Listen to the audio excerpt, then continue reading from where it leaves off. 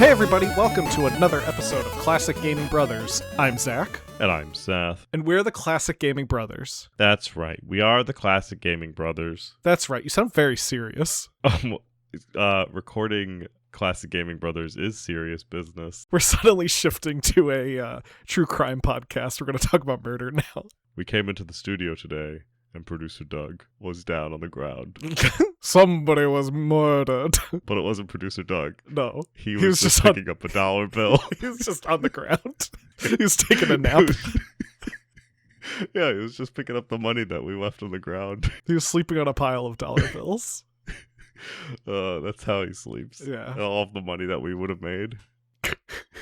Our advertising budgets, he answers the envelopes that come in. Yeah, he takes all of the money that goes into our advertising and he goes to the bank and says, I want this only in ones. And then he puts it on the ground and he rolls around on it. And he makes dollar bill angels. I mean, to be fair, it's about $3, so... yeah, it's not a lot of dollars. The bank questions why he wants it only in ones when it's already in ones. But sometimes we get a $2 bill and a $1 bill, and then he goes to the bank and breaks it to get $3 bills. Three $1 bills. There was one time where he just went and ripped it in half and said, give me $1 bills. And they said, that's not how that works. Oh, yes. Well, anyway, Zach, what have you recently been playing? Seth, recently I've been playing Chris Sawyer's Locomotion. I picked it up pretty cheap recently. It was on sale for like $1.30, and I happened to have $1.50 in Steam money because I traded some trading cards. And I said, this is enough money to buy Chris Sawyer's Locomotion. So I did. It was developed by Chris Sawyer back in 2004, and it's pretty much like Roller Coaster Tycoon, except instead of building an exciting theme park, you're building transit for different small towns. Didn't it come out before Roller Coaster Tycoon? That is Transport Tycoon, which came out before Roller Coaster Tycoon. Chris Sawyer's Locomotion is the spiritual successor. Came out after to Transport Tycoon. Yes. Which is also different than OpenTD. Yes, because OpenTD is just the open source version of Transport Tycoon. But Locomotion is the evolved version of Transport Tycoon. Arguably, from what I've read, the version that people don't like. But yeah, I was enjoying what I was playing. I did get a lot of kind of mid-reviews back when it came out, but I liked what I played. I set up a tram system that ran from one town to the next, and people in the other town really liked it. And I kept getting newspaper reports of people being like, we really like this tram. And I was excited. I really like when people like my tram. I felt like it was like the Green Line in Boston. It was going from one community to the next, and I didn't have any problems with it, which was unlike the Green Line in Boston. But I didn't play a ton of it. I was just playing a little bit of it to try it out. I do like that it feels like Roller Coaster Tycoon down to the aesthetic. It has the same UI, some of the same graphics, some of the same sound effects. It just does not have the same excitement of building a roller coaster. In fact, the structure of building roads and trains is identical to building paths and coasters in Roller Coaster Tycoon, but you don't get to build loop-de-loops. You get to build trains and train stations and sometimes tunnels. But I liked it. I liked what I played so far, and I look forward to playing a little bit more of it. Just kind of give it a try, just to try it out. But that's Chris Sawyer's Locomotion. Anyway, Seth, what about you? What have you been recently playing? Recently, I've been playing Parcel Simulator, which was developed and published by Danson Digital and released in June of 2025. You play as some sort of midpoint shipper. So you have a warehouse and you receive packages, and you take the said packages from the trucks and you put them on conveyor belts to presumably go on other trucks, planes, or trains. So you're like a cross dock person, I guess. You just bring stuff in and you drop it off, and sometimes you decline it and it's not going to where you want it to go. So people have to put it all has to match, kind of like very similar to Papers, Please, but without the threat of your family not being able to eat. You get the package in. There's up in the upper left corner, it's going to tell you how it should travel via train, truck, or plane. You have to unlock planes. And then if it has a symbol that's not a train, truck, or plane, it's declined. It's not going anywhere except the trash. And then you also have to check the country code to make sure the country code is correct. And over time, you eventually develop additional licenses to check additional things, such as weights, making sure that they bought the right amount of packaging, postage for the proper weight of the product, barcodes to make sure that they put the barcode on correctly, and contraband, where you can open some packages up to determine if there's contraband inside, like drugs, chemicals, or it's like, I think money, maybe one of them. But there's things that you're not allowed to ship in this weird land, but mostly the same things that we're not allowed to ship. I don't actually think money is one of them. Definitely drugs and chemicals is one of them, or two of them actually. And so yeah, and also eventually get to automate everything, so you can have conveyor belts that have little scanners and they automatically scan things. So I have an early system where I put everything on a conveyor belt. It goes through the weight checker, and if it fails the weight checker, it just rejects it to the left. If it succeeds through the weight checker, it goes to the serial code checker, and then if that succeeds, then it will come out at the end, and I will go pick it up, and then I will check the country code and make sure it's getting shipped to the correct location, whether it's a train, plane, or car, and then automobile, and then I will stamp approved or denied on it with my sticker generator, and then I will either drop it down the chute or I will put it on a rack, because sometimes you can send plane stuff, but sometimes the planes only go on like Tuesdays and Wednesdays, so like I'll hold the packages and ship them then. There's also like the ability to do side contracts where you can get paid some money for some packages to be diverted to another shipper.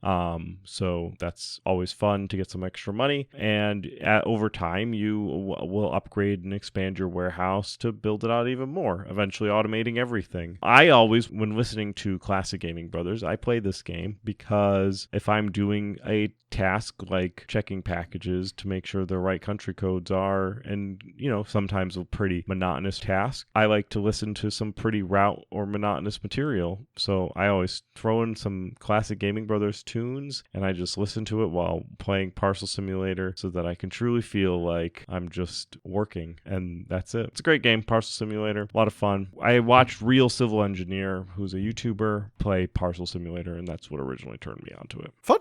Well, I guess we both kept in theme with our recently plays in terms of talking about games that have to do with transit, because today we're talking about one of the most famous pieces of transit ever, Thomas the Tank Engine.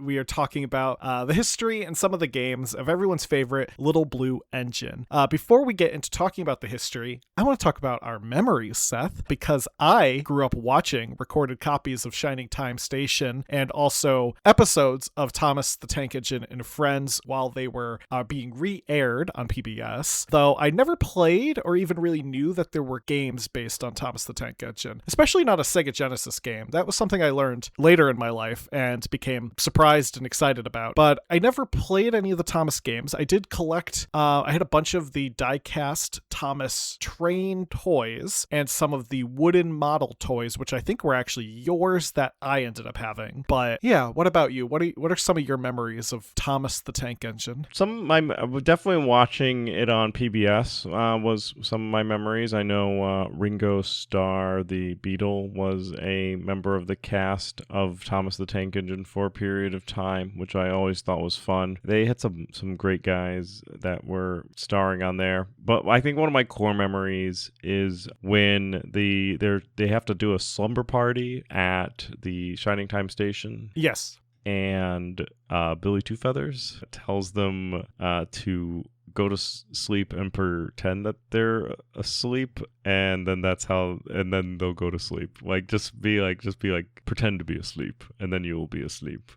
Instead of like actually providing any sort of like actual advice. Yeah, I think he eventually told them a story that made them go to sleep, which, I mean, it's Billy Two Feathers, so most of his stories were probably pretty droll and involve Thomas the Tank Engine. So whenever I try to go to sleep, I always pretend I'm asleep, and that's how I go to sleep, thanks to the wise lessons from Billy Two Feathers. But yeah, so that's my memories of a good old Thomas the Tank Engine. I have seen the Thomas the Tank Engine. Thomas the Tank Engine was designed around a specific model tank engine where there are two in existence. Mm-hmm. There is one in the U.S. and there is one in England. The one in the U.S. is in Essex, Connecticut, which I have seen and ridden on. And then there's one in England, which is in some random little town that I had gone to that I saw and rode on. So I have ridden on both of the existing Thomas the Tank engines that exist today. The engine in particular, and we'll mention some of these engine names, but it's the LB and SCR E2 class of tank engine, which were primarily used for shunting, which is pushing other cars around. So he's like a tugboat of the rails. Yeah, like a push boat of the rails. Well, it's probably why he's so small, right? Yeah. Because they need to be able to like spin around and move around and all that stuff. To get into the history of Thomas the Tank Engine and the games that were associated with this famous blue character, like many things that we talk about, the history of Thomas the Tank Engine as a character and a franchise goes back much further than video games do. The original stories were part of something called the Railway series, a series of books written at first by Reverend Wilbur Awdry for his son Christopher. Reverend Awdry was an Anglican priest who was born in Romsey, Hampshire in 1911. The name Wilbert was derived from William and Herbert, the brothers of Wilbert's father, there. So they took his uncle's names and they merged them into the name Wilbert. His father was someone who was very interested in model railways, and equally, Wilbur grew up interested in both model railways and full-size trains. He lived in a house that they called Journey's End, which is a thing in England that I've come to learn, is that, especially in smaller towns, you don't have houses that are named for like, oh, this is 5 something street in this town. The house has a name, so when you send mail to it, you send it to Journey's End, and it will arrive at the house. That was kind of a thing in older English towns from what I've heard. But yes, they lived in a house called Journey's End, and it was located near the Box Tunnel, part of the Great Western Railway, an infamous incline of about 1 in 100 gradient for 2 miles. The trains would run during the evening when Wilbert was in bed, and he would listen for the coded whistles that signaled the banking engine to assist the freight trains. To him, as a child, he felt that all the steam engines had their own personalities, as he recalled the sounds they make trying to get up the hill. As Wilbert got older, he went through his schooling, where he would obtain a diploma in theology from Wycliffe Hall in Oxford. He would teach for 3 years at St. George's School in Jerusalem, and then he was ordained in 1936 by the Church of England. He then married his wife, Margaret Whale, in 1938, and his son Christopher was born in 1940. During a nasty bout of measles, Reverend Awdry would come up with stories to keep his son entertained. These stories became the early workings of the Railway series, with the first story, 3 railway engines, taking shape. To accompany the stories, Christopher would build models of the characters. Christopher started to build a model of the character of Gordon, who is based on a 462 model LNER Gressley Class A1 train, but due to a shortage of supplies during the war, he settled instead for a design of a 060 train, which he named Thomas. He then requested stories about Thomas from his father, and Reverend Awdry began to write Thomas the Tank Engine, which would be published in 1946. In his life, Reverend Awdry would write 26 books in the Railway series, with his last book being published in 1972. Christopher, his son, would take over and write an additional 16 books, bringing the full total to 42 Thomas the Tank Engine books in the Railway series. These aren't like long novels. These are children's books. I just want to make sure that's clear. You can probably read all 42 books in a Sunday. The stories followed the adventures and lives of sentient trains who lived on an island of Sodor, a fictional island located between the Isle of Man and England, in that little bit of water that it's like Ireland, Isle of Man, England, and somewhere in there is the island of Sodor. The name came from the fact that the bishop of the Isle of Man is known as the Bishop of Sodor and Man. Sodor is another name for the Sudreys, which are the islands that make up the Kingdom of the Isles, which account for the Isle of Man, the islands of Clyde, the Inner Hebrides, and the Outer Hebrides, and apparently the island of Sodor. Yes. Over the years, Sodor, the fictional island, has developed a deep history, complete with its own official fictional language called Sudric, its own flag, and a fairly complex train line consisting of multiple narrow gauge and mainline trains. By fairly complex, I mean Sodor is apparently a very tiny island that has 3 main lines and like 4 narrow gauge lines that run across the whole island, which seems a lot for a small little off the coast of England community, but who am I to judge? The characters are different steam locomotives, with diesel engines being added into the mix a bit later. One of the first diesel engines is is just named Diesel, and he's a bad guy, but then they introduce other Diesels who are nice, such as Boko and Daisy, who are the good diesel engines, and they're there to introduce you to the fact that you shouldn't judge a book by its cover. Primarily, there is Thomas, a blue 060 LB SCR E2 class. Thomas is often depicted as somewhat playful, sometimes mischievous, though also level-headed when he needs to be. He has a strong friendship with Percy, a green 040 ST Avonside, who is often more naive, nervous, and a bit gullible. There's also the larger engines like James, a red 260 L&R class 28, who is often shown as being more vain, especially due to his red paint, which he takes a lot of pride in. There's Edward, a blue 440 Furnace Railway K2, one of the oldest trains on the island of Sodor, and also usually the voice of reason. There's Gordon, the blue 462 LNER Gressley class A1, who is pompous and looks down at other trains, primarily trains that aren't commercial trains. So he has this prejudice against trains that carry goods and not people. So whenever he's tasked with carrying freight, he gets really upset because he thinks it's something that lowly trains do, not prize trains of the passenger line. They would never pull freight. And that's kind of how Gordon is. And there's also Henry, a prototype 460 LNER Gressley class A1, similar to Gordon, but he's a prototype model who initially requires a specialized coal that had to be shipped in from Wales, though when he was pulling a freight late one night, he derailed and caused a lot of damage, and Sir Topham Hatt was like, oh, we're getting you fixed, and sent him to a place where he got rebuilt, and now he doesn't need the special coal anymore because he got an entire new coal box. If you know anything about Thomas, you probably know about the story where he goes under a tunnel and then it's raining, so he decides he doesn't want to keep going under the tunnel, and he complains about it, so he puts on his brakes, and then Sir Topham Hatt just bricks him up in the tunnel as a punishment. And Henry is left there for a while. Poor Henry had no steam to answer. His fire had gone out. Sudden dirt from the tunnel had spoilt his lovely green paint and red stripes anyway. He wondered if he would ever be allowed to pull trains again. But I think he deserved his punishment.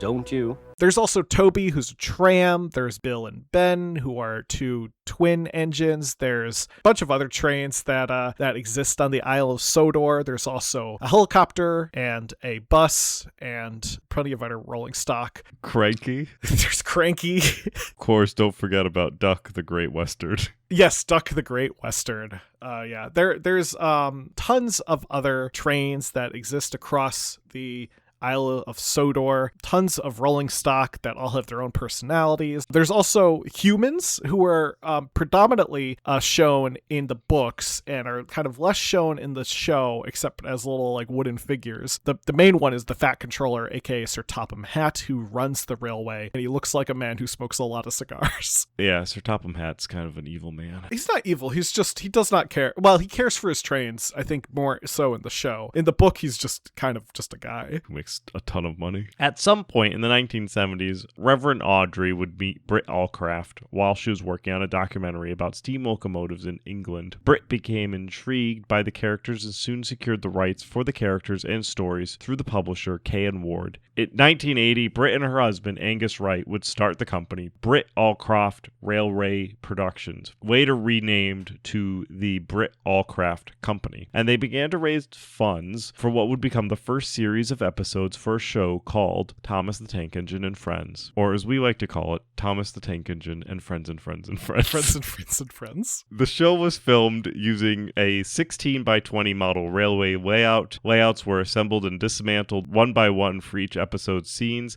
and featured trains built in a 132 scale, also called Gauge 1. The trains featured resin faces with mechanical moving eyes and eyelids. As the models didn't have movable mouths, there would be no lip sync, and instead the voices for the characters were all done by the narrator, Ringo Starr, which essentially is just like Ringo Starr being he's the thoughts of the trains, because the trains don't talk. So they're just all the trains just have these thoughts about how they hate everybody else, and They just silently judge. The series did well in the UK on its release in 1984, and Allcroft would soon meet with producer Rick Siggelkow in America to begin production of a US version of the show. This version would feature some changes, including incorporating live-action segments featuring new characters at a fictional train station called Shining Time Station, which is part of the Indian Valley Railroad going through a Native American, or very close to a Native American preserve. Yeah, well, I think the Indian Valley Railway is it was a short line, would not have run during Shining Time Station time because it only ran from 1917 to 1938. But maybe this is an alternate universe where the Indian Valley Railroad continues. Oh, it is. It's a fictitious railroad company owned by J.B. King, the Indian Valley Railroad. Fictional railroad, but named after a real railroad that was very tiny. The station of Shining Time Station is managed by Stacey Jones, played by Dee Dee Khan, and she is joined by the chief engineer, at least in the first season, who is Henry Cupper, played by Leonard Jackson, though he would depart following the end of season 1 and was replaced by Billy Two Feathers, played by Tom Jackson. The station was also home to an arcade that was managed by Horace Schemer, played by Brian O'Connor, who was obsessed with quarters and was kind of a jerk. There were also various children that ran around the station. That was what the show was primarily focused on, and wasn't really focused on the adults. It was focused on the children. In the first season, it's Matt and Tanya. Matt is Stacy's nephew. Tanya is Harry's granddaughter. And later, it was Kara, Harry's other granddaughter, and Dan, Stacy's other nephew, and Becky, a local girl who just likes to show up and hang out with the children at the train station, who's not related, I don't think, to anyone that works there. There were, of course, other characters that would come in and out of the station, but the main way the stories were told in Shining Time Station was through Mr. Conductor, a 20-centimeter tall man who dresses as a conductor and has a magic whistle, and tells stories to children when they are sad. Mr. Conductor was played by the narrator of Thomas and Friends, Ringo Starr, until the end of season 1. In season 2, he was recast by George Carlin, who would take on the role of a new Mr. Conductor, who is the cousin of the old Mr. Conductor. And what I think is great about George Carlin is that he is the last choice I would ever have picked to do a children's show if you've listened to a single piece of his stand-up career. It's all you hear in this country. Children, help the children. What about the children? Save the children. You know what I say? The children. They're getting entirely too much attention. And I know what you're thinking. You say, Jesus, he's not going to attack children, is he? Yes, he is. He's going to attack children. And remember, this is Mr. Conductor talking. I know what I'm talking about. Yeah, it's like picking the most offensive person of the generation and having them do a children's show. Much of Mr. Conductor's role in the show would be used to tell the stories of the trains from Sodor as life lessons for the children and their conflicts. So oftentimes it would be like, this child stole something and they feel guilty about it. They confide in Mr. Conductor, and he tells a story that's somewhat relevant. Sometimes it's not about theft. Sometimes it's just what he feels is somewhat relevant. Like, I could tell you a story about a time that one of my trains that I know felt terrible too. Like when Henry derailed, he felt miserable. Do you know who would be like a really good Mr. Conductor today if they redid the show and needed somebody? Bill Burr. That was like... Bill Burr would... I was going to say Steve-O. Yeah, Steve-O would be great. But Bill Burr also would be great. They could take place at a fictitious station in Massachusetts where the Amtrak runs on time. Takes place in an MBTA station, and it's just always kind of smelly. Mr. Conductor comes out in like sweats and an oversized hoodie with ice dunks. Billy Two Feathers is just hanging outside smoking a cigarette with like half his body inside, being like, nope, I'm outside. That would be good. Shining Time Station would run for 3 seasons and then had a series of specials that ran in 1995 and a spin-off called Mr. Conductor's Thomas Tales that just featured Mr. Conductor and didn't have any of the Shining Time kids. So it was just him basically narrating episodes of Thomas, though framed around Mr. Conductor. I just think it's funny that Thomas the Tank Engine has a ton of characters, and like even the original show had a ton of characters, and then you add in all the other spin-offs and all the other shows. Like they're still doing Thomas the Tank Engine stuff like today, and there's still more characters that they add because then they sell you the character. They sell you the damn character in a die cast somewhere, and you can buy it, and it's just like if Matchbox had their own television show that just dominated the kids ethos, like make kids like just love them.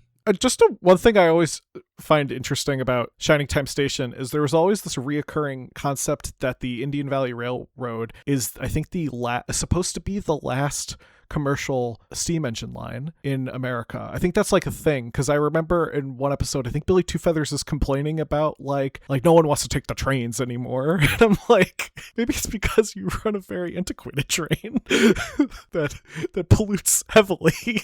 Shining Time Station was popular enough not to only help build the Thomas franchise up in America, but also influenced the first feature film, Thomas and the Magic Railroad, which starred Peter Fonda, Mara Wilson, and Alec Baldwin as a third Mr. Conductor. Thomas the Tank Engine and Friends itself became a global phenomenon with theme parks, additional books, direct-to-video movies, tie-ins and with real-life heritage railways, and of course, what we're here to talk about, finally, what everyone's been waiting for, video games? The first of these games would just be called Thomas the Tank Engine and was released in 1990 for various home computers, developed by Enigma Variations and Peak Star Software and published by Alternative Software. The game has you completing various jobs over the week with Thomas. The job is often to take an item to a location, such as medical supplies to a hospital or coal to a power station, which also I feel like is great that the train tracks run to these locations. Yeah, convenient. You have to avoid obstacles, broken rails, other engines, and other things that may try to impede you because apparently the people running the damn lines can't do their jobs and you have to figure it out. The game was released on the ZX Spectrum, or for our European listeners, the ZX Spectrum, Amstrad CPC, and the C64, and then received an updated version for DOS, Amiga, and the Atari ST. The updated version features mini-games like a race against James, Harold the Helicopter, or Birdie the Bus. There is also a memory game minigame. In 1990, Alternative also developed a follow-up game called Fun with Words, which features various educational minigames like Mix and Match, Letters Fun, and Letter Shapes. This came out on the C64, Amstrad CPC, Amiga 500, and the ZX Spectrum. Alternative would also release another sequel in 1993 called Thomas the Tank Engine and Friends 2, Thomas's Big Race, where he and Putt-Putt go head-to-head as they race against each other. No, as the name implies, it's a game where you race against either a computer player or a friend, and you choose either Thomas, Percy, Gordon, Bill, Ben, Toby, James, or Birdie the Bus, and you can race the main line, Postal Run, Woodglade, or the Waterway. Alternative would develop another activity-style game called Electronic Paint Box in 1994, which is a coloring book simulator where you could color different characters from the show. They also released a pinball game called Thomas the Tank Engine and Friends Pinball, developed by Spidersoft. This was released in 95 and featured pinball boards based on Thomas, James, Percy, or Toby. It's really just the boards are like decorated like the trains. It's not like the trains are playing pinball, which would be interesting because they don't have hands. Hasbro would release a series of PC games such as the Great Festival Adventure, Trouble on the Tracks, and Thomas the Magic Railroad Print Studio. The first two of these would consist of various mini games where you have to do things like clear the track from boulders, match shapes, get passengers on your carriages, or fix up the other trains. They feature somewhat 3D graphics that are designed to appear similar to the models of the trains from the show, with the human characters appearing like they're wooden figures from the show. Thomas and the Magic Railroad Print Studio is not really a game. It is in fact a print studio where you arrange stickers and such. Console gamers were not leaving out the Thomas market because, in fact, in 1993, Malibu Interactive developed Thomas the Tank Engine and Friends Adventure Series for the Sega Genesis, and another version was released on the SNES, developed by Software Creations. And there was even going to be an NES version, but that was canceled. However, the NES version is fully playable because someone found the prototype and it's been dumped, so you can play Thomas the Tank Engine and Friends Adventure Series for the NES. The Genesis version of the game is one that I actually played because Seth gave it to me as a retro rewind a few episodes ago. Actually like a ton of episodes, maybe like 20 episodes ago. But you play as either Thomas, James, Percy, Toby, or Duck, and are tasked with completing various tasks. Primarily, these tasks consist of getting things that Sir Topham Hatt asks you to collect, like a cart that has blue triangles on them or a cart with yellow circles on them. And then you're told to take them to a station, and you get points if you do this correctly. The game is entirely voice acted, and by that I mean that the programmer for the game, Craig Ewert, read out words and they get cobbled together into kind of disappointing sounding sentences. Hi, I am Toby. Hi, I am Thomas. Hi, I am Duck. Hi, I am Percy. There is also a race game mode where you can race different engines by picking up items that help you increase your speed while also avoiding things like branches and other engines. There's also an explore mode, which I found to be unique for a game of this era. It just lets you ride around and do things and just be yourself and not have to worry about any goals or any time limits. You just get to pick up loose trucks, bring them to wherever you want them to go. Frankly, that sounds like something that young Zach would have spent hours playing, because I always love a good game that makes you just take it easy for a little bit, like Midtown Madness's cruise mode. The SNES version of the game is very different. It's in fact a series of mini games and stories that feature a quiz. Basically, it's like having a Thomas the Tank Engine visual novel that then quizzes you on the stories you were just told. The mini games are things like puzzles, matching games, or a puzzle where you have to complete sections of the track to get Thomas to where he needs to go. In 1993, there was a Japanese exclusive Thomas game released in arcades called Waku Waku Thomas, where you control Thomas across a branch line and determine which way he goes. The game was developed by Sega and published by Banpresto as part of their Waku Waku game series, which also featured other IPs such as Sonic. The Waku Waku arcade games were primarily child-friendly arcade rides, combined those rocking back and forth rides you sometimes see at a mall or in front of a grocery store with an arcade machine. Japan also saw a series of exclusive Thomas games for the Sega Pico and Pico Bina, such as Riding on Thomas the Tank Engine in 1995, Let's Go Together in 1996, Driving Thomas Deluxe Set in 2000, and a lot of games, Thomas and Friends in 2005. The Pico games tend to be pretty simple, with mini games like trying to determine the best route to take to get somewhere, which honestly, if you're playing a train game, generally trains only really need to figure out one thing, and that is where to go.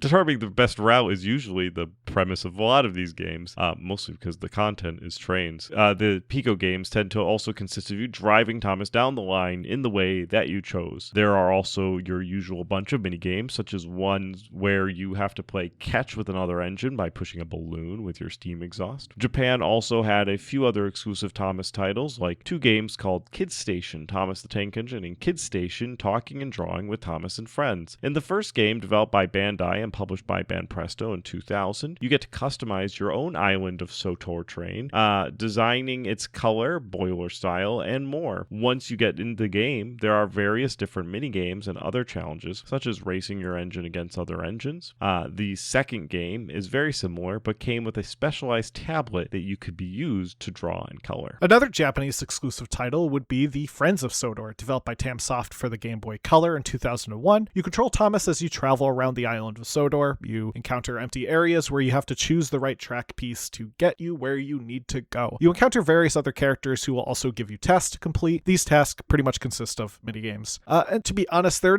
are tons of Thomas the Tank Engine games. We could keep going with Thomas games for different consoles, a lot of them Japanese exclusive, and to summarize a lot of them, and I don't want to make Thomas fans angry, but majority of the games are just minigame collections. There's not a ton you can do with Thomas as a video game character, I feel. I think it's interesting that there is at least a few games that tried to do something different, such as the Genesis game being as kind of standing out in that it's not really just an educational game, it's kind of a regular video game that has an adventure element to it, while a lot of the other games are minigame compilations or puzzles or learning tools and stuff like that. Not to discount those as not being games or anything like that. I mean, games is a very broad definition, but what I'm saying is if we listed every Thomas game out there, we would be here a while repeating this is a collection of mini games, and so on and so on and so on. There was kind of a period of lull between Thomas game releases and consoles and stuff like that. Like for a while between like the 3DS and now, there really hasn't been a ton of content in the Thomas video gaming world from what I've seen, but in recent years, Thomas and Friends were added to Train Sim World 5 as DLC, which means that you can buy Train Sim World 5 and then buy the downloadable Northeast Corridor, which is Boston to Providence, and then Thomas and Friends 80th Anniversary Pack, and you can finally have Thomas and all of his friends travel from Providence to Boston or vice versa, and potentially cause the derailment of the MBTA, which is something that I